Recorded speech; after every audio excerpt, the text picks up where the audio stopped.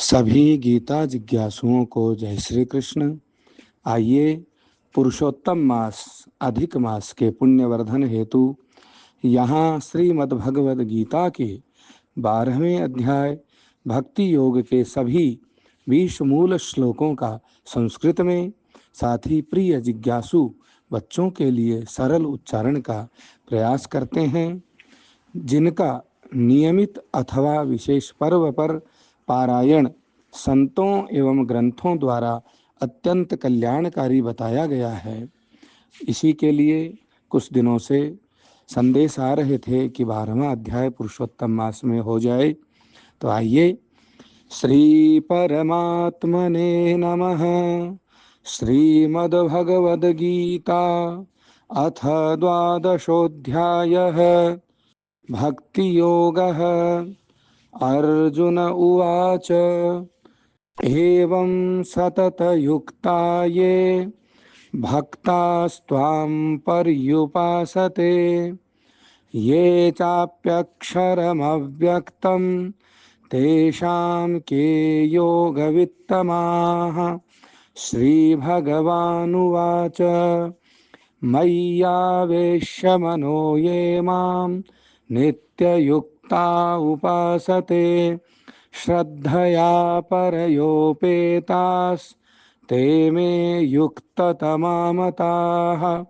ये त्वक्षरमनिर्देश्य मव्यक्तं पर्युपासते सर्वत्र गमचिन्त्यं च कूटस्थमचलं ध्रुवम् सन्नियम्येन्द्रियग्रामं सर्वत्र समबुद्धयः ते प्राप्नुवन्ति मामेव सर्वभूतहिते रताः।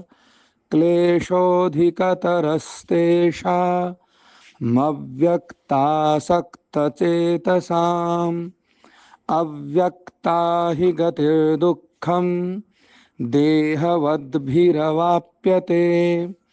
ये तु सर्वाणि कर्माणि मयि सन्न्यस्य मत्पराः अनन्येनैव योगेन मां ध्यायन्त उपासते तेषामहं समुद्धर्ता मृत्युसंसारसागरात् भवामि न चिरात् पार्थ मय्यावेशितचेतसाम्।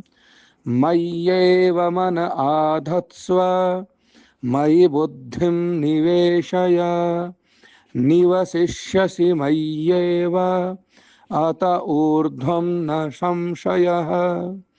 अथ चित्तं समाधातुं न शक्नोषि मयि स्थिरम् अभ्यासयोगेन ततो मामिच्छाप्तुं धनञ्जय। अभ्यासेऽप्यसमर्थोऽसि मत्कर्म परमो भव मदर्थमपि कर्माणि कुर्वन् सिद्धिमवाप्स्यसि। अथैतदप्यशक्तोऽसि कर्तुं मद्योगमाश्रितः सर्वकर्मफलत्यागं ततः कुरु यतात्मवान्। श्रेयो हि ज्ञानमभ्यासाच्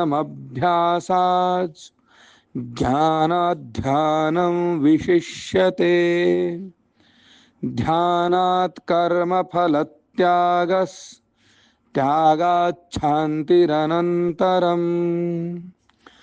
अद्वेष्टा सर्वभूतानां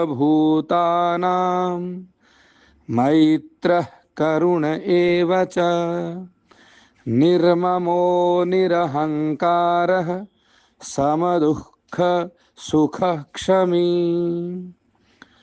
सन्तुष्टः सततं योगी यतात्मा दृढनिश्चयः मय्यर्पितमनो बुद्धिर्यो मद्भक्तः स मे प्रियः। यस्मान्नो द्विजते लोको लोकान्नो द्विजते च यः हर्षामर्षभयोद्वेगैर्मुक्तो यः स च मे प्रियः अनपेक्षः शुचिर्दक्ष उदासीनो गतव्यथः सर्वारंभ परित्यागी यो मद्भक्तः स मे प्रियः यो न हृष्यति न द्वेष्टि न शोचति न काङ्क्षति शुभाशुभ परित्यागी भक्तिमान्यः स मे प्रियः समः शत्रौ च मित्रे च तथा मानापमानयोः शीतोष्णसुखदुःखेषु समः संगविवर्जितः तुल्यनिन्दास्तुतिर्मौनी सन्तुष्टो येन केनचित् अनिकेतः स्थिरमतिर्भक्तिमान् मे प्रियो नरः ये तु धर्म्यामृतमिदं यथोक्तं पर्युपासते श्रद्धधाना मत्परमा भक्तास्तेतीव मे प्रियाः। ओम तत्सदिति श्रीमद्भगवद्गीता सूपनिषत्सु ब्रह्म विद्यायां योगशास्त्रे श्रीकृष्णार्जुन संवादे भक्ति योगो नाम द्वादशोऽध्यायः। इसके नियमित अभ्यासी महापुरुषों एवं संतों के द्वारा इसकी अत्यंत महिमा गाई गई है। इस महिमा का पुरुषोत्तम मास में और साथ ही अपने इष्ट प्रेमी जनों के साथ में बैठ करके अथवा उनको शेयर करके इसका अभ्यास करवाएं, स्वयं करें। सत्य सनातन धर्म की जय। जय श्री कृष्ण। गीता रसिक जनों, गीता रसिकों के आग्रह पर श्रीमद् भगवद गीता के क्रम से अध्ययन के साथ साथ सबसे अधिक प्रसिद्ध गीता जी के 12वें अध्याय भक्ति योग को पूरा पारायण वाचन पुरुषोत्तम मास में ही करेंगे। प्रारंभ का कारण जनमानस के लिए इसकी व्यवहारिक आवश्यकता और इस अध्याय का मुख्य सार क्या है, यह विस्तार से समझाया गया है। प्रथम 12वें अध्याय के प्रारंभ का कारण 11वें अध्याय में अर्जुन के बार बार आग्रह करने पर भगवान श्री कृष्ण ने उन्हें अपने अलौकिक और विस्मयकारी विराट विश्व रूप का दर्शन कराया था।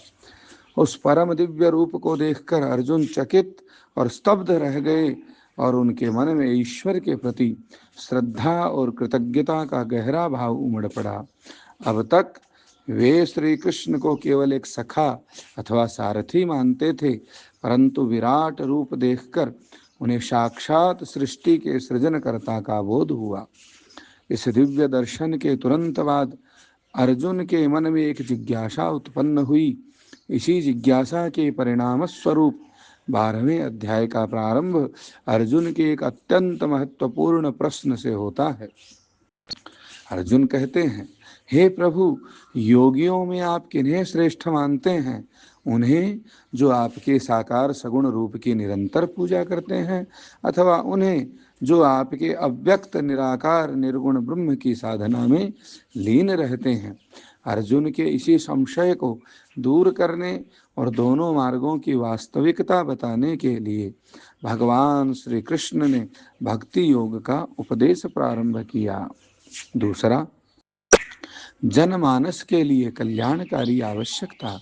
यह अध्याय जनमानस के लिए मानसिक शांति और जीवन प्रबंधन की दृष्टि से एक मार्गदर्शिका अर्थात आध्यात्मिक कोर्स की तरह है। साधना को सरल बनाना, ज्ञान योग, कर्म योग अथवा ध्यान योग की कठिन सीढ़ियों की तुलना में भक्ति मार्ग सबसे सहज, सरल और सर्वश्रेष्ठ है, जो सामान्य से सामान्य मनुष्य के लिए भी सुलभ है। चौथा, सीढ़ी दर सीढ़ी, स्टेप बाय स्टेप समाधान है। हर मनुष्य का मानसिक स्तर एक जैसा नहीं होता। भगवान इस अध्याय में जनमानस के लिए अलग अलग स्तर के विकल्प देते हैं, जिससे कोई भी व्यक्ति हतोत्साहित होकर पीछे न हटे। पांचवा, विद्यार्थी और व्यवहारिक जीवन में उपयोग। जैसे एक विद्यार्थी के जीवन में अनुशासन, एकाग्रता और निष्ठा आवश्यक है, वैसे ही यह अध्याय जनमानस को सिखाता है कि कैसे आसक्तियों, लालच, लोभ और अहंकार से मुक्त होकर अपने सर्वोच्च लक्ष्यों को प्राप्त किया जाए। भक्ति योग 12वें अध्याय का मुख्य सार एवं प्रतिपाद्य विषय साकार बनाम निराकार साधना तथा परमात्मा को प्रिय भक्तों के लक्षणों के बारे में है। साकार और निराकार मार्ग की तुलना क्या है? भगवान श्री कृष्ण स्पष्ट करते हैं कि दोनों ही मार्ग अंततः उन्हीं तक पहुंचाते हैं, किंतु साकार रूप की उपासना श्रेष्ठ और सुगम है, क्योंकि देहधारी जीवों, जो मायाबद्ध मनुष्य हैं, उनके लिए निराकार अव्यक्त ब्रह्म में मन लगाना अत्यंत दुष्कर और कठिन है। साकार रूप अर्थात मूर्ति, चित्र अथवा सगुण रूप के माध्यम से मन शीघ्र ही एकाग्र और हृदय शीघ्र पवित्र होता है। परमात्मा तक पहुँचने की क्रमिक सीढ़ियाँ। साधना का क्रम कैसे होना चाहिए? यदि कोई साधक सीधे अपने मन को भगवान में स्थिर नहीं कर पाता, तो श्री कृष्ण ने 4 विकल्प सुझाए हैं। प्रथम, चित्त समर्पण। अपना मन और बुद्धि पूरी तरह मुझ में स्थिर कर, यह भगवान ने कहा है।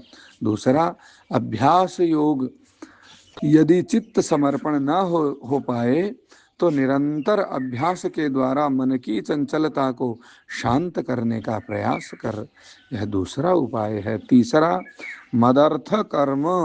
यदि चित्त समर्पण और अभ्यास योग भी न हो पाए तो अपने सारे कर्तव्य केवल भगवान की प्रसन्नता, ईश्वर के निमित्त कर लें।